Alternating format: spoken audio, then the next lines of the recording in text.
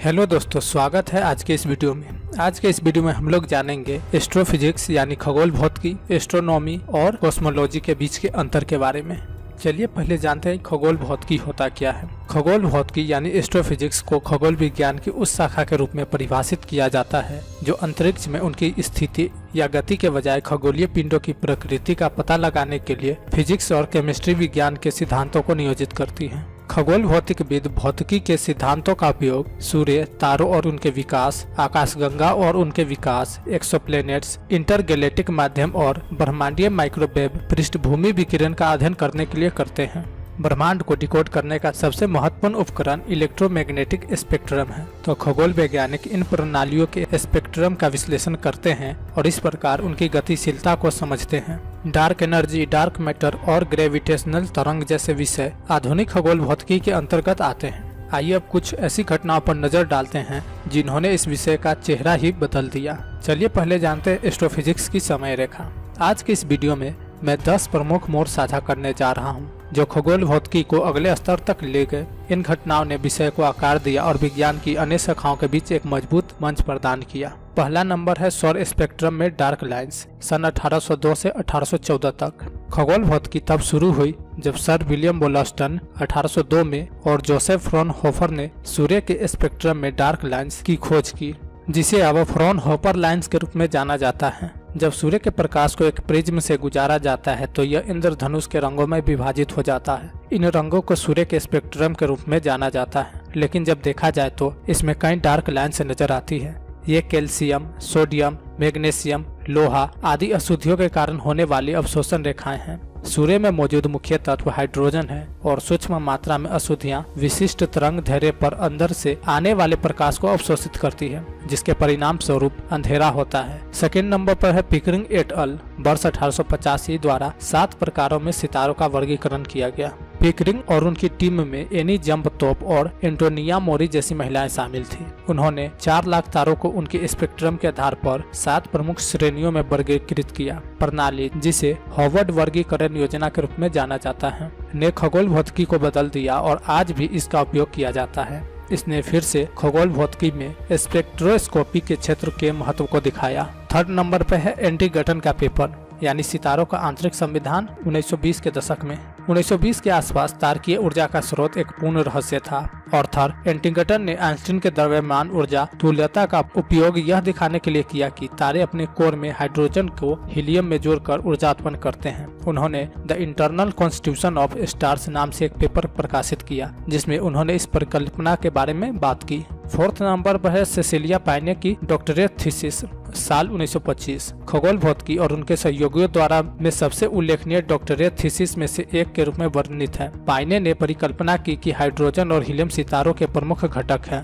यह खगोल भौतिकी के विकास में एक महान मील का पत्थर था, क्योंकि इसने तारकीय विकास की नींव रखी थी। 5वें नंबर पर है हबल का नियम और विस्तृत ब्रह्मांड, साल 1929।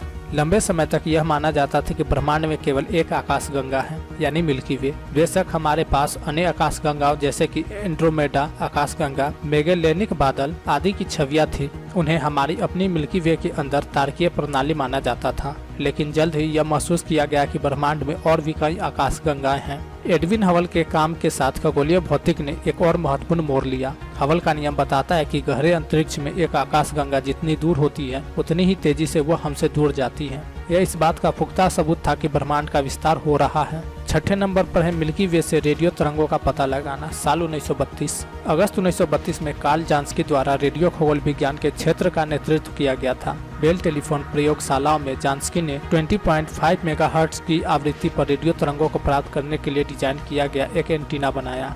कई महीनों तक सभी दिशाओं से संकेतों को रिकॉर्ड करने के बाद जांस्की ने अंततः उन्हें 3 स्थिर प्रकारों में वर्गीकृत किया। पास के झंझावात, दूर के झंझावात और अज्ञात मूल के एक बेहोश स्थिर फुफकार। उन्होंने तीसरे प्रकार के स्थिर के स्रोत की जांच में 1 वर्ष से अधिक समय बिताया। अधिकतम तीव्रता दिन में एक बार बढ़ी और गिर गई, जिससे जांस्की को यह पता चला कि वह शुरू से सूर्य से विकिरण का पता लगा रहा था।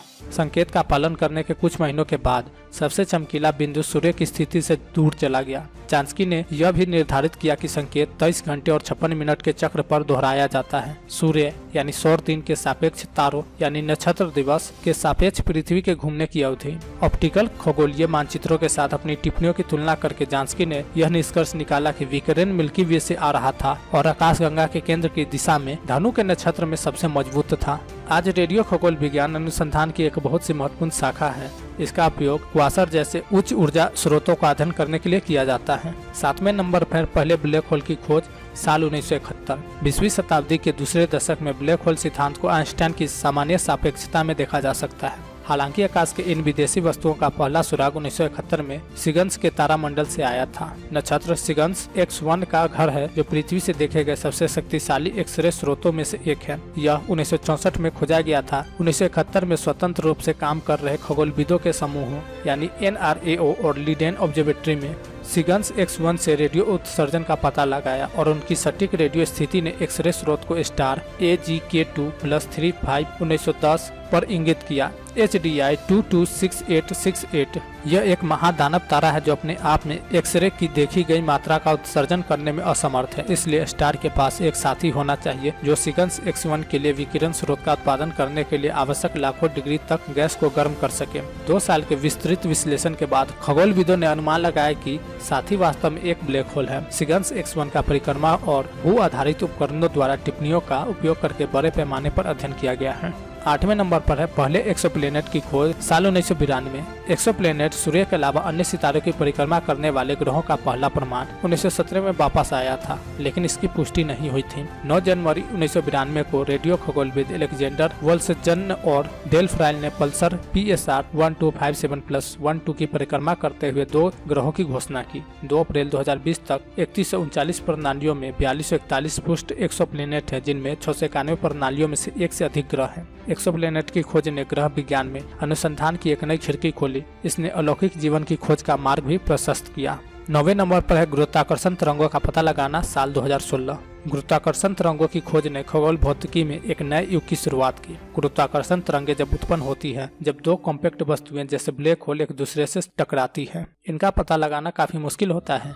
10वें नंबर पर है पहले ब्लैक होल की तस्वीर साल 2019। 10 अप्रैल 2019 को द इवेंट होराइजन टेलीस्कोप ने M87 आकाशगंगा के केंद्र में ब्लैक होल की पहली छवि जारी की। गुरुत्वीय तरंगों का पता लगाने के साथ साथ यह इस शताब्दी में अब तक की खगोल विज्ञान की सबसे उल्लेखनीय घटना थी। अब छवि गुणवत्ता में सुधार करने और दुनिया भर में दूरबीनों की एक बड़ी श्रृंखला के साथ अधिक ब्लैक होल उम्मीदवारों को चित्रित करने के लिए अनुसंधान चल रहा है। अब जानते हैं खगोल भौतिकी खगोल विज्ञान और ब्रह्मांड विज्ञान से कैसे भिन्न है। अब हम जानते हैं खगोल भौतिकी क्या है। आइए अब हम सीखते हैं कि अपने चचेरे भाइयों खगोल विज्ञान और ब्रह्मांड विज्ञान से भिन्न कैसे है। खगोल विज्ञान विज्ञान की वह शाखा है जो आकाशीय पिंडों की गति और सापेक्ष स्थिति के बारे में बात करती है। इसमें ग्रहों की स्थिति, ग्रहण, उल्का वर्षा आदि के भविष्यवाणी करना शामिल है। खगोल विज्ञान मुख्य रूप से आकाशीय यांत्रिकी और प्रकाशिकी पर ध्यान केंद्रित करता है ताकि कुछ खगोलीय पिंडों की स्थिति और संरचना को सीखा जा सके। ब्रह्मांड विज्ञान ब्रह्मांड की उत्पत्ति, विकास और अंतिम भाग्य का अध्ययन है। कॉस्मोलॉजी बड़े पैमाने पर ब्रह्मांड का अध्ययन करती है या समग्र रूप से ब्रह्मांड का अध्ययन करता है। ब्रह्मांड विज्ञान विज्ञान से इस मायने में भिन्न है कि पूर्व का संबंध समग्र रूप से ब्रह्मांड से है, जबकि बाद वाला अलग अलग आकाशीय पिंडों से संबंधित है। तो यह खगोल विज्ञान खगोल भौतिकी और ब्रह्मांड विज्ञान के बीच के अंतर को स्पष्ट करता है।